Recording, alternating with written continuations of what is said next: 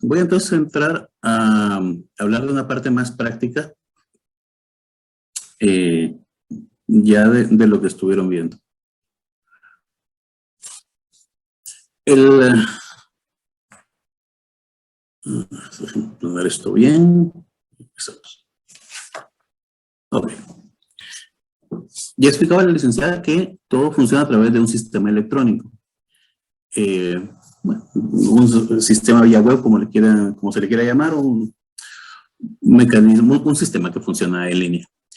Esto permite que todas las transacciones sean sumamente rápidas y ágiles, pero además contarles que esto fue donado por el gobierno de México cuando se empezó este proceso de pasar a un sistema 100% digital. Y entonces esto nos permitió que toda la parte de seguridad ya estaba resuelta. Solo se trabajó en actualizarlo, en modernizarlo, adecuarlo, mejor dicho, para que funcionara para las necesidades de Guatemala. El sistema es bastante amigable. No sé si alguien ya ha trabajado con temas de garantías mobiliarias con nosotros, pero no me dejarán mentir que es bastante simple de utilizar quienes ya lo hayan utilizado. Y básicamente, si uno conoce las partes del contrato, va a poder acceder a esto con cualquier herramienta informática más o menos lo mismo. Si yo, por ejemplo, que para poner un símil, si yo trabajo en edición de video y ya sé cómo funciona la edición de video y luego obtengo un software para editar video, todo va a ser más o menos fácil porque ya entiendo el concepto general. Pues pasa exactamente igual acá. Cuando se conocen las partes del contrato, es prácticamente llenar un formulario copy-paste de la información que tenemos y es bastante simple. También es importante saber que esto funciona en tiempo real. Para ustedes que son una generación que ya lo ha vivido, pues no será ninguna sorpresa. Para algunos profesionales del derecho y que ya han trabajado hace una buena cantidad de años en esto, les sigue sorprendiendo que no obtienen un documento físico al final de operar una garantía mobiliaria. Siempre esperan algún documento que tenga firma manuscrita, que tenga algún sello o algo por el estilo, cuando en este caso son documentos digitales. Y esto permite que funcione en tiempo real. O sea, si ustedes quieren trabajar no sé, domingo a las 6 de la tarde, van a poder hacerlo, van a poder descargar un documento y yo que visita su garantía inmediatamente sin ningún problema. Alguien mencionaba, licenciado, sobre las dudas. Perfecto. Entonces, se las pueden transmitir directamente a él para luego tener una suerte de moderación, aunque sinceramente muchas de las dudas que surgieron en la primera parte y que no se resolvieron durante el video se van a resolver también en mi presentación, pero por supuesto después toda la parte de preguntas será un gusto atenderlas. Es que me llamó la atención que había algo en el chat. Bueno, continúo con la presentación. Pues eso que funciona en línea de forma rápida. Los pagos. Tenemos un costo de arancel bastante bajo, que por cierto se está planteando una reforma que pronto ya esperamos que vea la luz, que va a hacer que sean más bajos los costos. ¿Y dónde se pagan estos? Pues en área de transparencia se pagan en Crédito Hipotecario Nacional, Ban Rural o Banco Industrial, en cualquiera de los tres bancos, y se puede hacer en línea. Esto permite, de nuevo, que sea bastante ágil y se paga como ustedes pagan seguramente a la universidad, agua, luz, teléfono. Es entrar a la agencia virtual de cualquiera de los bancos en donde tengan cuenta y desde ahí pueden hacer sus pagos sin mayor problema. Bueno, tenemos ahora en materia. ¿Cuáles son los bienes que se acostumbran a poner en garantía? Los más comunes. Por supuesto que hay muchos más, pero los más comunes son estos. Vehículos. Mucha gente cree que no ha inscrito, que no ha trabajado en un tema de garantías mobiliarias, sin embargo tienen un vehículo financiado.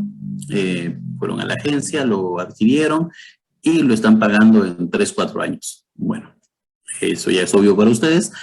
Ahí lo que está pasando es que el vehículo está respaldando la deuda del mismo vehículo. El vehículo fue financiado y lo que está respaldando la deuda es este mismo bien, en este caso el vehículo, pero no es el único caso.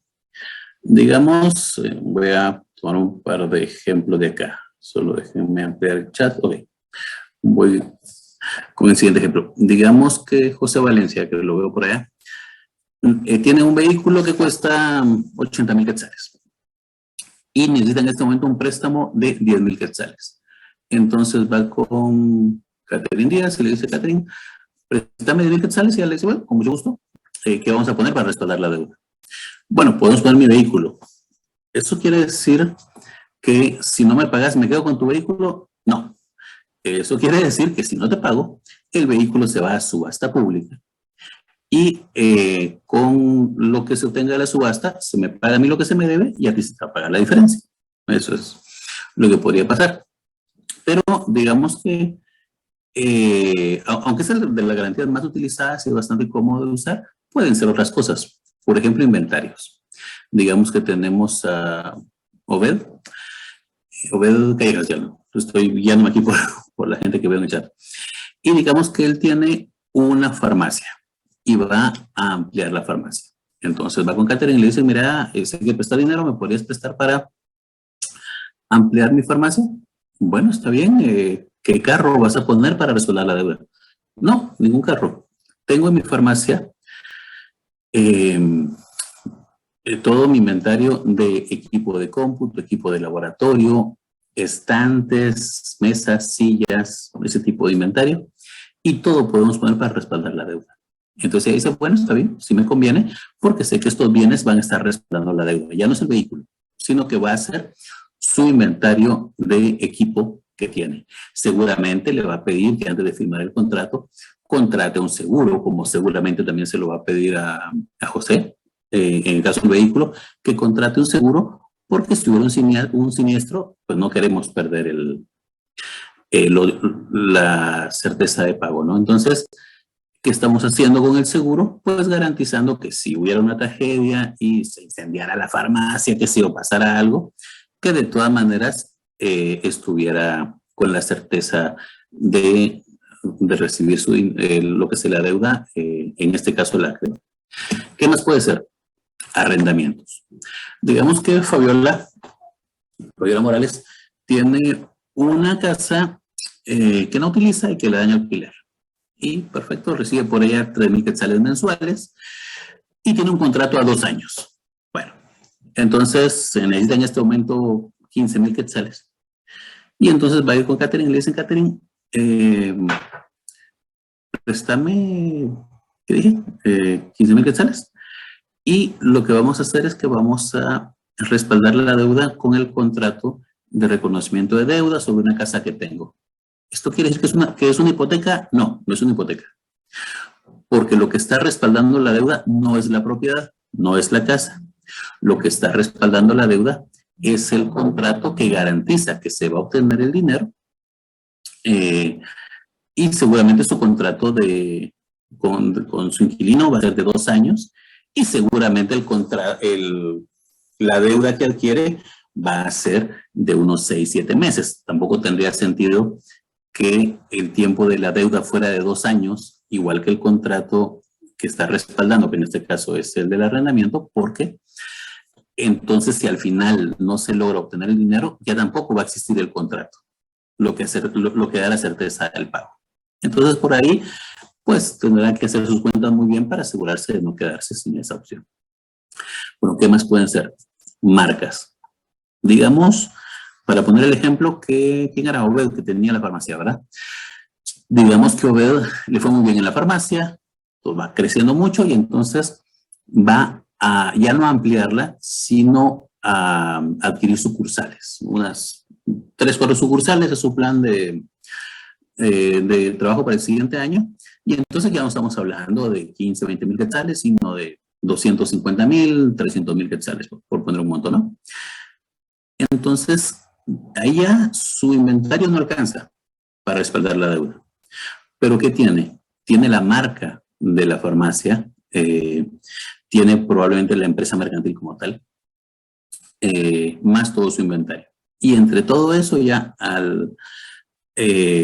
pues ya vemos que sí puede respaldarse la deuda con estos bienes. Entonces, se le puede prestar esa cantidad de dinero, por supuesto, siempre y cuando la parte deudora y la parte acreedora estén de acuerdo, pero le puede prestar esa cantidad de dinero respaldándola. En este caso, un bien intangible como una marca, pero que sabe que tiene un costo, pues, que sí va a cubrir las necesidades que tiene. La empresa como tal lo tiene, ¿no? ¿Qué más pueden ser? Flujos de efectivos, cosechas. La cosecha tiene un dato interesante también. Digamos que, ¿quién? Claudia Patricia, ya que veo que llega, va a presta dinero para trabajar la tierra.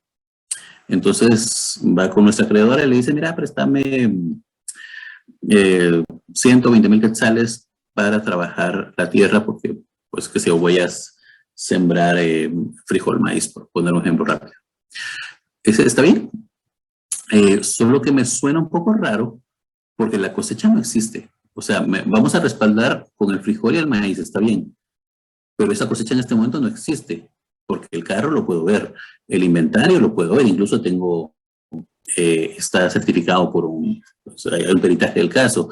La marca, tengo la copia de la documentación donde fue inscrita, pero la cosecha no existe. Bueno, es que la cosecha es un bien a futuro, va a existir, pero en este momento efectivamente no existe. Si están de acuerdo, de todas maneras pueden poner la cosecha como garantía. De hecho, se usa mucho, es súper común. Pero tal vez por ser la primera vez que va a trabajar con ella, le diga, mira, disculpa, pero no tenemos una relación comercial estable, o sea, no nos conocemos desde hace suficiente tiempo. Entonces te voy a pedir que pongamos otros bienes también para garantizar. Y probablemente ella diga, sí, está bien, tengo unos familiares que me van a permitir poner sus vehículos para respaldar la deuda. Entonces se dice, bueno, está bien, vamos a poner esos vehículos por los primeros meses, solo en lo que se empieza a producir la cosecha. Están de acuerdo, se firma todo lo del caso y ya tenemos entonces unos bienes que al principio del préstamo van a garantizar la deuda y a los 4 meses, todo esté bien, modificamos esa inscripción, esa garantía, quitamos los vehículos y ya dejamos solo la cosecha. Puede ser. ¿Qué más tenemos? Tenemos cuentas bancarias. Vamos a poner un ejemplo que Luis Antonio tiene, Umulú, no lo quería pronunciar mal, Luis Antonio Umulú tiene una cuenta bancaria de, no sé, de 250,000 quetzales en el banco y está a plazo fijo por unos 5 años. Y pues él sabe que esto ya se va a cubrir y lo va a utilizar para cuando termine la universidad poner un negocio que él ya sabe. Bueno, esos son sus planes, está bien. Pero en este momento tiene una emergencia y necesita 15,000 quetzales, no es gran cosa. Pero no quiere tocar el dinero que está en el banco porque esto va a implicar que se interrumpa el depósito a plazo fijo. Entonces, ¿qué puede hacer? Podría ir pues en este caso, con nuestra acreedora Estrella y decirle, mira, préstame los 15,000 y para respaldar la deuda vamos a poner el mismo dinero que yo ya tengo en el banco. Bueno, está bien, se puede hacer. Por supuesto que al revisar la documentación que recibe de la ley de garantías mobiliarias y demás, se va a dar cuenta que lo que le conviene, bueno, lo correcto, es notificar por escrito al banco. Entonces le decimos, mire, señor banco, estos 15,000 van a estar respaldando una deuda. No interrumpen el plazo fijo, no pasa nada, solo saber que están respaldando una deuda. El banco se da por enterado y entonces, ¿qué pasa? Si él, pues por error o malintencionadamente, luego de haber adquirido el préstamo y antes de cancelarlo, o sea, antes de pagarlo, quiere ir a sacar el dinero, ¿el banco se lo va a permitir? No. El banco le va a decir, lo siento, pero hay una garantía que no ha sido cancelada donde yo acepté que hay dinero que está respaldando la deuda. Entonces no le voy a dar esa parte del dinero. Bueno, pero digamos que no, digamos que Luis Antonio sigue pagando, todo bien, y entonces cuando termina de pagar, pues se notifica por escrito al banco de que ya se canceló la garantía, se le da copia de la cancelación de la garantía y ya. Entonces, él al día siguiente ya puede ir a sacar su dinero, el que tenía depositado si quiere, o dejarlo que siga produciendo como él lo tenía previsto. ¿Qué más tenemos? Certificado de depósito, fideicomisos, leasing. El leasing es el arrendamiento con opción a compra. Seguramente ustedes ya leyeron la ley de leasing que fue aprobada el año pasado. Si no la han leído, pues les recomiendo que le den una, pues por lo menos, si no lo estudian mucho, por lo menos una revisada. La ley indicaba que había que inscribir los contratos de leasing en algún lado, pues de registrarlos de alguna forma. Y el lugar lógico para hacerlo es el registro de garantías mobiliarias. Y entonces hay una opción para el leasing que está contemplado en nuestro sistema. Y entonces cuando alguien va a trabajar un contrato de arrendamiento con opción a compra, este debe ser inscrito en el registro de garantías mobiliarias en el mismo sistema que se hace todo lo demás. Factoraje, bueno. Factoraje tiene un tema interesante. Digamos que Emily y Leonardo es proveedora de la despensa familiar. Y digamos que le provee, no sé, ¿qué puede ser?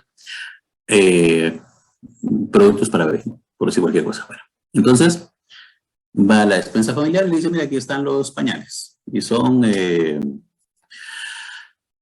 sus 50,000 pañales. Ah, perfecto, la despensa familiar se lo recibe, lo ingresan a inventario como debe ser, y ven el tema de la factura y le dicen en ese momento solo que el tiempo de crédito con nosotros es de 120 días. Y Emily necesitaba el dinero hoy. Bueno, ella tiene un problema porque ya no tiene el producto. De todas maneras no es tan fácil de vender y hasta dentro de 120 días va a recibir el dinero. Y ella tiene una emergencia hoy.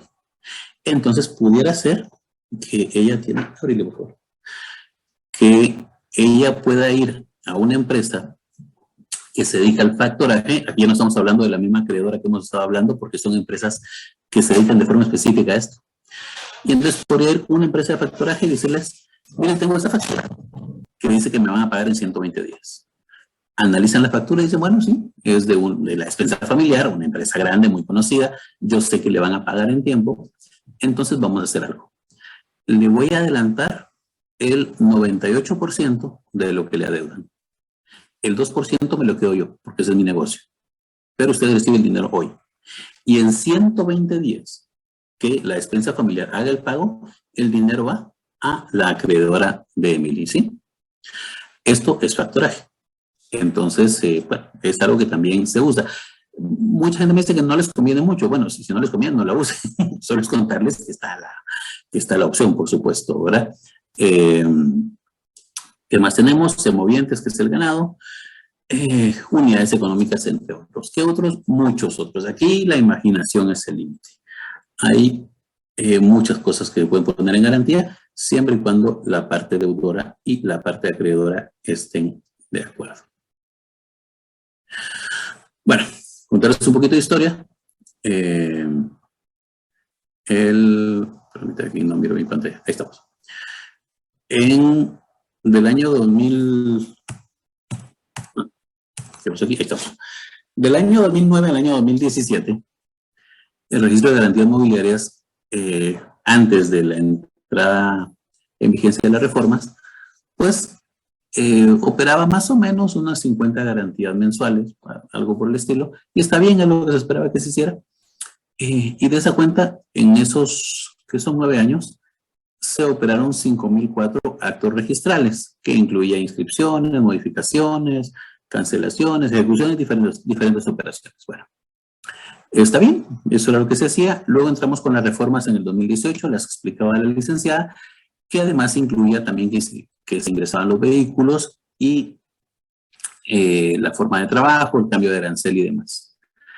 Entonces, en un año se pasó a 21,684 actos registrales, es decir, un crecimiento del 333% sobre los 9 años anteriores acumulados, o sea, grandísimo. Probablemente algunos de ustedes apenas empezaban a estudiar pues la carrera, ¿no? Pero ya empezaba el tema a volverse un poco más importante por la diferencia de la que estoy hablando en este momento. Luego pasamos al 2019, se incrementa en un 5% en base, comparado con las operaciones del año anterior. Luego entramos al 2020, donde hay un decremento de solo 3% a pesar de la pandemia. De hecho, si no hubiéramos tenido un crecimiento. Y luego tenemos al 2021 con la nueva normalidad, y entonces tenemos un crecimiento del 75% sobre el año anterior. Para el 2022 esperamos un crecimiento similar. Entonces, ¿por qué les comento esto? Bueno, primero para decir que nuestro trabajo en línea funciona porque cuando hubo pandemia y problemas de restricciones de movilización, nosotros seguimos trabajando sin ningún problema y de esa cuenta no hubo mayor decremento. Pero más importante que eso es porque el tema cada vez es más importante. Esa es la razón de que ustedes tengan la capacitación del día de hoy. 2009 a 2017, cuando tal vez ustedes empezaban a estudiar, el tema no era tan relevante. Pero solo en un año ahora estamos hablando de casi 40,000 inscripciones de garantía mobiliaria. Entonces seguro van a saber de este tema más adelante. Seguro alguien le va a pedir asesoría sobre esto, sobre todo si nuestro crecimiento va a seguir y esperamos que siga en una cantidad tan grande como lo hemos estado viendo. Entonces, por eso es importante que conozcan de garantías mobiliarias y su régimen. Ahora sí, vamos a la parte un poco más práctica. Bueno. Ok. Antes había puesto algunos ejemplos y decíamos que teníamos entonces una acreedora. Vamos a suponer que todo se dio de forma, pues como se acostumbran a dar los negocios, un pequeño préstamo primero y luego esto fue creciendo.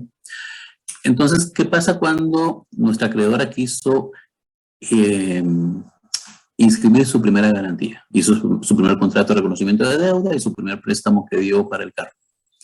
Pues se dio cuenta que necesitaba tener un usuario en el registro de garantías mobiliarias. ¿Y quiénes pueden ser usuarios? Las personas individuales nacionales, personas jurídicas nacionales, personas individuales extranjeras y personas jurídicas extranjeras. O sea, todo el mundo, siempre y cuando se puede identificar. Entonces ella seguramente inscribió su usuario como persona individual nacional, sin problema. Tal vez luego, al crecer más, se dio cuenta que ya no le convenía dar préstamos como persona individual, sino tener una empresa. Y entonces puso la empresa de préstamos Sociedad Anónima. Y entonces se inscribió como persona jurídica. Y lo podía hacer. Contarles que la gran cantidad de usuarios que tenemos, usuarios o usuarias como personas individuales, son personas que profesionales del derecho. No es obligación que lo sean, pero así es como se ha dado. ¿Por qué? Porque le dan el servicio a varias personas o empresas acreedoras de hacer los contratos de reconocimiento de deuda y de una vez inscribir en el registro de garantías mobiliarias. Es parte de los servicios que ofrecen.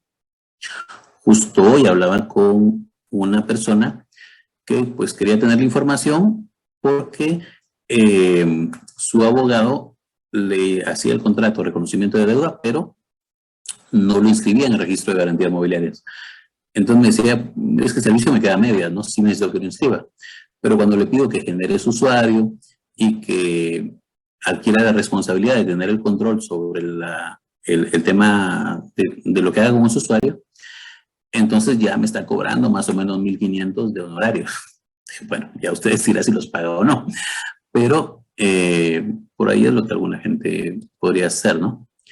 Lo que sí es cierto es que tener un usuario tiene una responsabilidad sobre lo que se ingresa y sobre el informe, sobre el tema de la garantía como tal. Pero obviamente por eso pues se cobra, ¿no? Pero bueno, les quería contar entonces que personas individuales nacionales es una gran cantidad que tenemos que son en su mayoría profesionales del derecho. Luego también tenemos personas jurídicas nacionales. ¿Cuáles van a ser estas? Bancos, cooperativas, cualquier empresa crediticia, principalmente de Guatemala. ¿Y por qué? Porque si se dedican a dar préstamos, necesitan tener su usuario y manejar su información desde ahí. Usuario es lo que usan en el sistema, es como entrar al sistema para operar sus garantías. Luego, como ya mencionamos, tenemos personas individuales extranjeras. No se ha dado ningún caso todavía, pero podría ser que se diera. Y personas jurídicas extranjeras. ¿Por qué una persona jurídica extranjera quisiera tener un usuario? Básicamente porque los bienes que está dando o los préstamos que da, los bienes están en Guatemala. Entonces le conviene que por cuestión de secuestro de bienes o de ejecutar la garantía si es necesaria, pues se aplique en la ley de Guatemala y para eso tiene que inscribir en el registro de garantía mobiliaria de Guatemala y hacerlo desde su usuario. Son muy pocos casos, son como 3 nada más, 4 más o menos, pero se puede dar. Por supuesto, también están aquellos casos donde estamos hablando de préstamos muy grandes, porque hasta ahora hemos hablado de préstamos más bien pequeños, pero se puede dar un préstamo muy grande de 15, 20 millones de dólares, y entonces en esos casos, quienes son la parte acreedora es un banco en Guatemala, otro en El Salvador y otro en Alemania, por ejemplo. Uno en Guatemala, otro en Honduras y otro en Estados Unidos. Estas cosas pasan y entonces son razones para tener usuario como persona jurídica extranjera. ¿Cómo se genera un usuario? Pues muy simple. Se ingresa a la página de registro de garantías mobiliarias, se ingresa la información que le está pidiendo ahí en la parte de registrarse, leer detenidamente los términos y condiciones de uso y luego hacernos llegar la documentación respectiva a las oficinas y en 2 días hábiles tienen su usuario habilitado. Es bastante rápido, regularmente es el mismo día, pero siempre digo 2 días hábiles por aquello de que algo pasara o que le llegue muy tarde. Pero si le llegan en la mañana, en la tarde ya va a estar su usuario habilitado. Bueno, ¿qué información le va a pedir? La información básica. Si es persona individual o jurídica, nacional o extranjera, le va a pedir su nombre, su número de NIT, su número de DPI, un correo electrónico, muy importante, colocar su correo personal porque la responsabilidad es individual, si lo hacen como persona individual. Si lo hace como persona jurídica, entonces sí, el correo de la empresa. Pero, y eso es muy importante para esto y para cualquier otra cosa. Si mi responsabilidad es personal, no tiene sentido que utilice el correo de la empresa porque si dejo de estar en la empresa, yo sigo teniendo la responsabilidad. Entonces, tengo que pensar un poquito qué correo voy a utilizar cuando quiero responsabilidades en este tipo de casos. Y en el caso del registro de garantías mobiliarias, como la responsabilidad es individual, tengo que usar mi correo personal. ¿Qué más me va a pedir? Pues la contraseña, que la confirme y alguna pregunta de recuperación de contraseña. ¿Por qué? Porque en cualquier sistema del mundo a la gente se le olvida la contraseña. Esas cosas pasan y son muy comunes y para eso hay una forma también de restablecer la contraseña. ¿Cómo se ingresa? En la página de registro de garantías mobiliarias, abren sesión con el correo electrónico que colocaron y con la contraseña que también han colocado. ¿Qué información va a pedir ya cuando estemos hablando de inscribir una garantía? Va a pedir datos de la parte deudora y la parte acreedora. ¿Qué datos van a ser? Número de DPI, número de NIF, domicilio, nombre completo o razón o denominación social. En ambos casos es básicamente la misma información. Y tal vez lo que quisiera hacer mención acá es que pueden ser uno o varios deudores. Hemos dado ejemplos de una persona deudora, pero pueden ser varios. Porque es un negocio cualquiera donde eso puede pasar. ¿Y pueden ser varios acreedores? Sí, también pueden ser varios acreedores. Les pongo un ejemplo. Veíamos el caso del año pasado de una cafetería que los dueños eran 2 hermanos. Y entonces deciden vender la cafetería. Bueno, ¿quién será su acreedor? Entonces les dice, pues está bien, solo que le voy a pagar el 75% de lo que me piden. No tengo el 100%. Entonces, les paga, hacen un contrato de reconocimiento de deuda por el 25% restante y lo que ponen para respaldar esa deuda es la misma cafetería.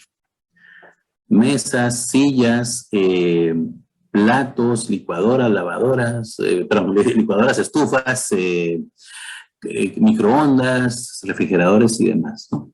Eso es lo que está respaldando la deuda.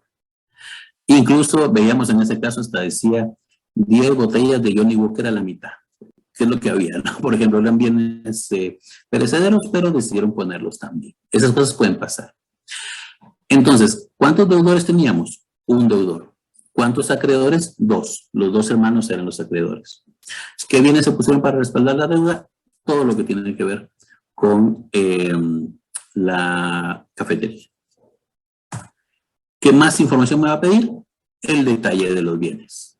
Acá es donde yo pondría, son, pues lo que decía, las estufas, refrigeradora, licuadora y demás. Para el ejemplo que están viendo en pantalla, se pusieron 3 vehículos. ¿Por qué? Porque lo más seguro es que sean vehículos, eso es lo más común. Pero pueden ser también otros bienes, por ejemplo, la cosecha, como habíamos hablado, el contrato de alquiler y demás. Pueden ser también bienes intangibles, como una marca registrada, como ya habíamos hablado. Pueden también ser bienes a futuro. Y puede ser bienes que yo puedo describir, pero pues no tiene un número de serie. Me voy a explicar. La cosecha de la que estaba hablando, yo describo la cosecha. Es una cosecha que se espera de 25 toneladas métricas de frijol, que se va a dar en el mes de noviembre, por poner algo. Pero también tengo otros bienes como una computadora que tienen números de serie que fueron identificados al salir de una fábrica. Y en estos números, voy a referirme de nuevo al ejemplo que tenemos acá en pantalla, los vehículos. Y eso es importante por la siguiente razón. Cuando yo pongo en garantía un vehículo, el acreedor al inscribir la garantía va a detallar con mucho cuidado el número de VIN del vehículo. El número de VIN lo van a encontrar en la tarjeta de circulación del vehículo y es el número que lo identifica en todo el mundo. Casi siempre es igual al número de chasis y el número de motor, casi siempre. Y es el que la SAT le asignó cuando entró al país. Bueno, ¿por qué esto es importante? Seguramente les pasó que alguien ya le llamó y le dijo, mira, ya que estudias Derecho, fíjate que el vehículo que acabo de comprar, ahorita que busqué en la SAT, me dicen que el vehículo es parte de una garantía mobiliaria y yo no sé qué es eso. Bueno, les explico qué fue lo que pasó. Que esta persona buscó el vehículo en la SAT y la SAT, junto con el resto de información, tomó el número de VIN, lo envió a los servidores del registro de garantías mobiliarias y nuestros servidores le dijeron, sí, este número de VIN aparece en una garantía que está activa. Entonces la SAT le mostró un rótulo en rojo que decía, este vehículo es parte de una garantía mobiliaria. Ahí se asusta la gente. Y entonces, nos llama a nosotros o le pide asesoría a alguien, en este caso ustedes, y le va a decir, ¿qué es eso? Bueno, la primera pregunta es, ¿tu vehículo lo compraste financiado? Sí, claro, lo compré financiado, lo voy a terminar de pagar el otro año. Bueno, pues exactamente lo que te está diciendo es que el vehículo todavía está respaldando una deuda. ¿Y por qué te lo dice? Para evitar que por olvido o malintencionadamente querrás vender el vehículo sin haberlo terminado de pagar. Ahora, ya que estoy en derecho, para ser muy claros, ¿la ley impide que este vehículo sea vendido? No. El contrato pues, seguramente sí, pero la ley como tal no nos dice a nosotros que hay que inmovilizar el vehículo. O sea que sí se puede vender, se puede, van a poder hacer el traspaso sin problema, pueden sacarlo del país y demás. Pero que sea fácil saber que el vehículo está respaldando una deuda. En la práctica, ¿qué es lo que sucede? Que en muchísimos casos, y lo digo porque esta llamada la respondo unas 10 veces al día, que me dicen, mire, me están vendiendo un vehículo y busqué en la SAT antes de comprarlo para saber si tiene algún problema. Y me topé con que dice esto de que es parte de una garantía mobiliaria. ¿Qué es eso? Bueno, eso quiere decir que el vehículo está respaldando una deuda. Ah, bueno, entonces, ¿qué me recomienda hacer? Regularmente no damos recomendaciones como tal, solo aclaramos que lo primero que debe hacerse es cancelar la garantía. Si la persona que lo quiere vender ya lo terminó de pagar, pues exigir que cancelen la garantía para que esto ya no aparezca. Y si no, pues entonces no va a poder cancelarla porque no ha terminado de pagar la deuda que tiene con el vehículo. ¿Le conviene a alguien adquirir un vehículo que está respaldando una deuda de alguien más? No, obviamente no. Entonces ya, pues es por ahí la asesoría que les van a pedir. ¿Qué más tenemos acá? Bueno, ¿qué más información va a pedir? Datos generales del contrato, datos adicionales de cualquier forma que queramos colocar. O sea, la información del contrato la vamos poniendo acá y casi siempre solo copiar y pegar. ¿Qué es lo que se obtiene cuando se termina de escribir una garantía? Un documento como este, ya lo había enseñado a la licenciada, que tiene códigos QR y también tiene firma electrónica. Seguramente ya leyeron también la documentación, la legislación guatemalteca en lo que se refiere a firma electrónica. Si no lo han leído, les recomiendo que lo hagan, es muy interesante, pero sobre todo, ahí aclara que los documentos con firma electrónica en PDF se pueden tratar como originales. Entonces ustedes descargan el archivo y lo tienen guardado y cualquier momento que lo necesiten lo va a valer como que es un documento original porque de hecho lo es y lo pueden enviar a sus clientes. Contarles un poco más de lo que ya hablaba la licenciada, se pueden hacer búsquedas. ¿Por qué? Porque probablemente les pidan que les asesoren porque están pensando en darle un préstamo a alguien, ¿no? Entonces, para hacer el análisis de endeudamiento, el análisis crediticio de la persona, pueden hacer búsquedas para ver si estas personas tienen garantías con otros terceros, ¿no? O que los bienes que están poniendo en garantía no estén también en otras garantías. Y esto me lleva de una vez a una pregunta que siempre me hacen. ¿Un bien puede respaldar varias deudas? Sí, sí puede. Si es lo más recomendable o no, eso ya no es tema mío, pero legalmente sí se puede hacer. Me voy a explicar. Para el ejemplo que hablamos del carro, si el carro cuesta 80,000 quetzales, si estamos prestando solo 15,000, y esta persona viene y le va a pedir un préstamo a alguien más, ese alguien más, este segundo acreedor, primero tendría que hacer un análisis de crediticio y por ende hacer las búsquedas respectivas y decir, mira, pero tu carro está respaldando otra deuda. Sí, está respaldando una deuda que originalmente era de 15,000 quetzales, pero que he estado pagando y que actualmente solo debo 2,000 quetzales. Y sabes perfectamente que si subastamos mi carro, alcanza para lo que debo más la deuda que estoy adquiriendo contigo. Entonces, si están de acuerdo, pues pueden hacer este nuevo contrato de reconocimiento de deuda, donde el bien está respaldando dos préstamos diferentes. Ya en la práctica, ¿qué es lo que sucede? Que el segundo acreedor inscribe la garantía, le da un cheque por los 2,000 que debe y le dice, paga eso primero y cuando me traigas la cancelación de garantía te doy el resto del dinero. Eso es lo que pasa. Pero en papeles lo que está pasando es que estamos aceptando una segunda deuda sobre un mismo bien, una garantía. Y eso se puede hacer sin problema. ¿Qué más? Bueno, se pueden hacer varias cosas. Se pueden hacer búsquedas, como decía, obtener certificaciones. Yo puedo obtener una certificación de una garantía, aunque no la haya inscrito yo. ¿Por qué lo puedo hacer? Porque este es un registro público. Y entonces puedo tener acceso. Tiene un costo, 40 quetzales, pero se puede hacer. Esto le sirve sobre todo para lo que estaba hablando, de que están buscando a alguna persona o un bien y van a imprimir una certificación para decir, mira, este vehículo que me estás diciendo está respaldando una deuda y aquí tengo todos los datos de la garantía porque imprimí la certificación, ¿no? Es parte de lo que se hace. ¿Qué más se pueden hacer? Inscripciones, eso ya hablamos un poco. Se puede hacer carga masiva, o sea, inscribir muchas garantías al mismo tiempo. Se puede averiguar qué más operaciones hemos realizado nosotros mismos en el sistema. Tener un control en mis boletas, se refiere a boletas de depósito de lo que he pagado. Y puedo hacer algo interesante que es generar subusuarios. ¿Qué es un subusuario? Bueno, regresando al ejemplo anterior, al que teníamos antes, digamos que Catherine era ahora. Catherine pasó de tener una pequeña empresa a una gran empresa de dar préstamos. Entonces ya no se da abasto una persona para inscribir garantías, hacer las investigaciones del caso y demás, cancelar las garantías y demás. Entonces genera subusuarios que pueden trabajar bajo su nombre en el sistema. O sea, ella no va a venir y le va a dar a cada uno el correo y la contraseña de ella para que entre. No.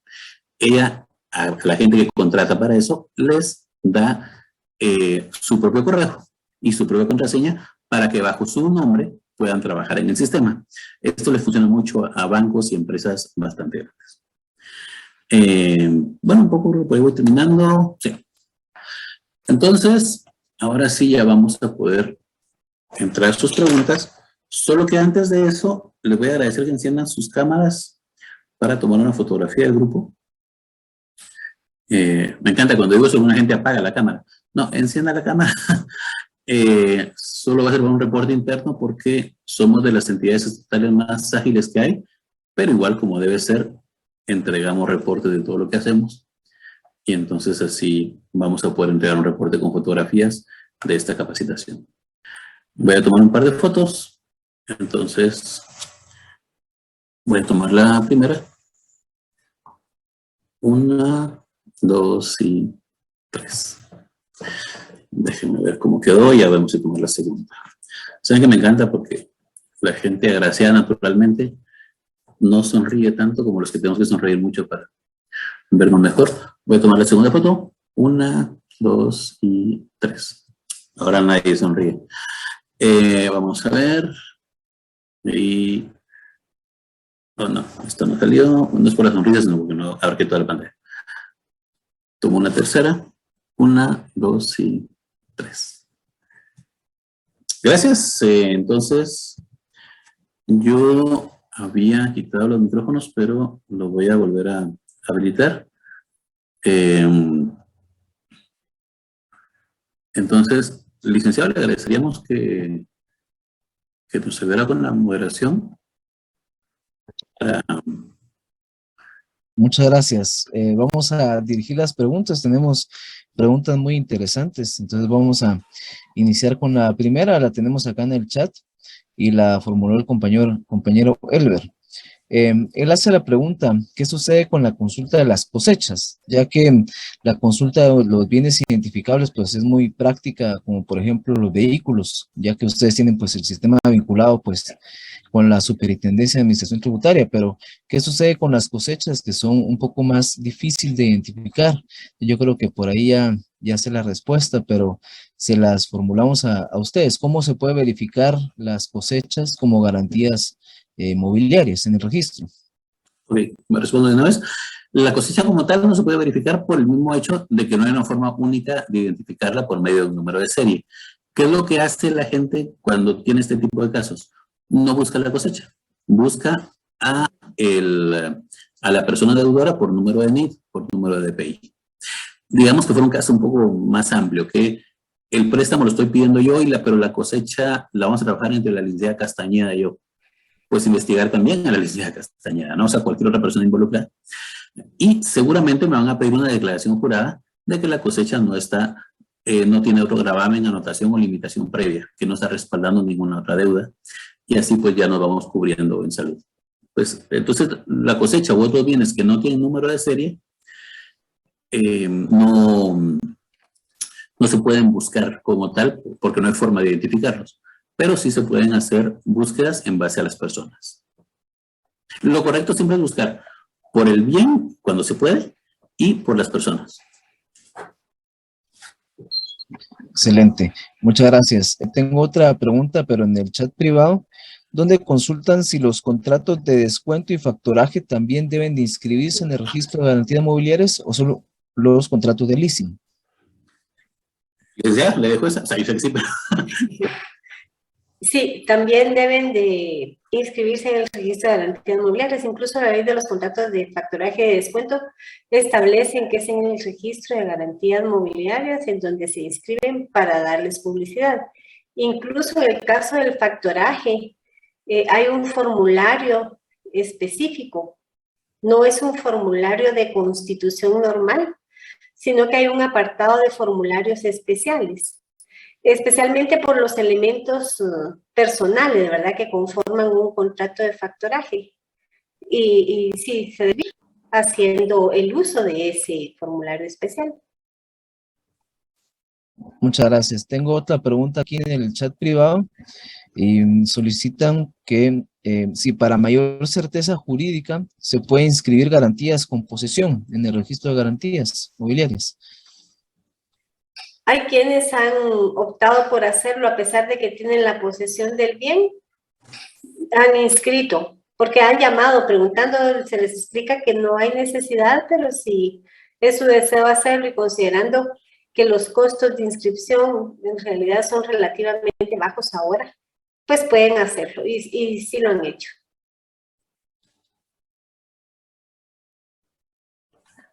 Muchas gracias. Tengo otra pregunta acá en el chat privado. Sí, los contratos electrónicos para registrarse necesitan firma electrónica.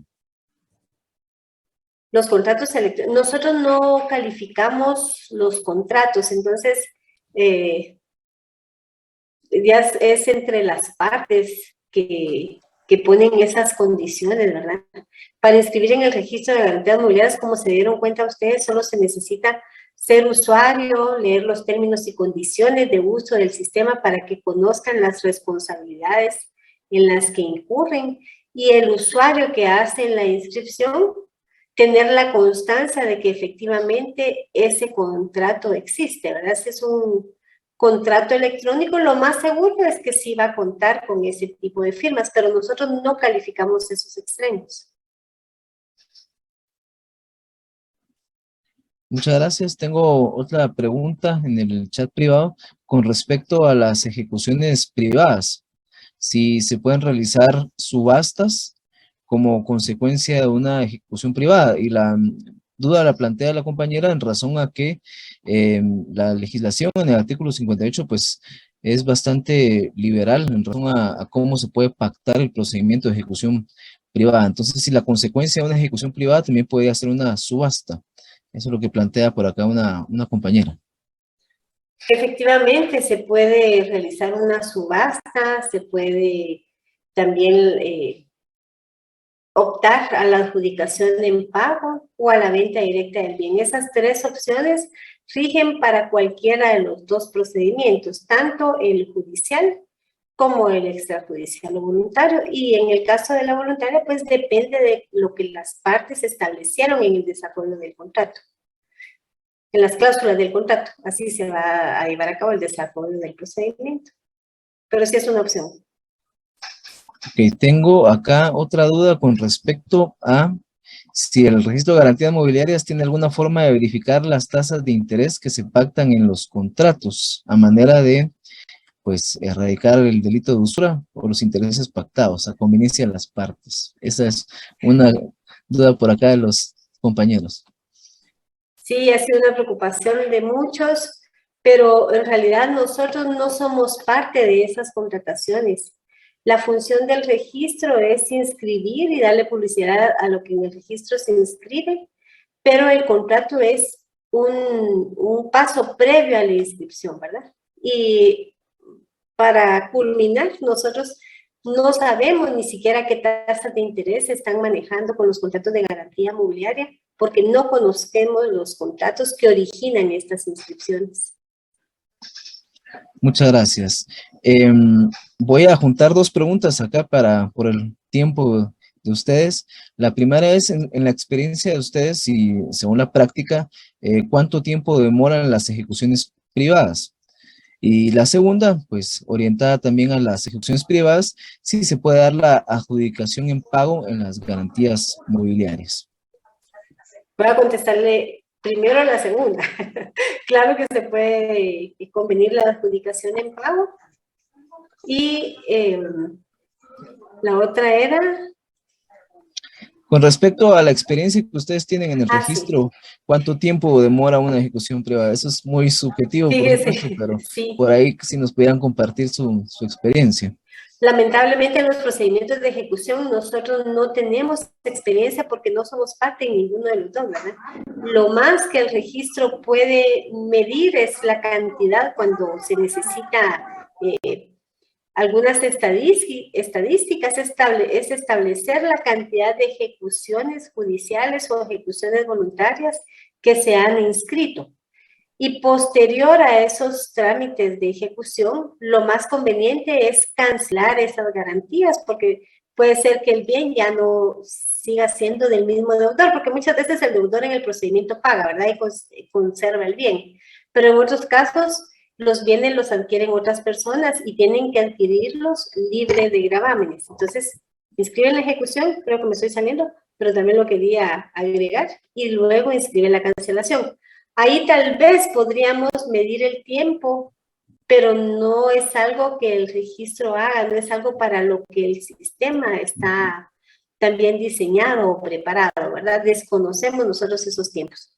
En la judicial podría uno ir sumando los plazos, pero bien sabemos todos que la ley establece determinados plazos que en la práctica no se cumplen. Lo que sí podemos decirles que sí son procedimientos mucho más ágiles o más ágil que la vía de apremio, ¿verdad? Que era el procedimiento por medio del cual se ejecutan antes las garantías sobre bienes muebles o los bienes muebles.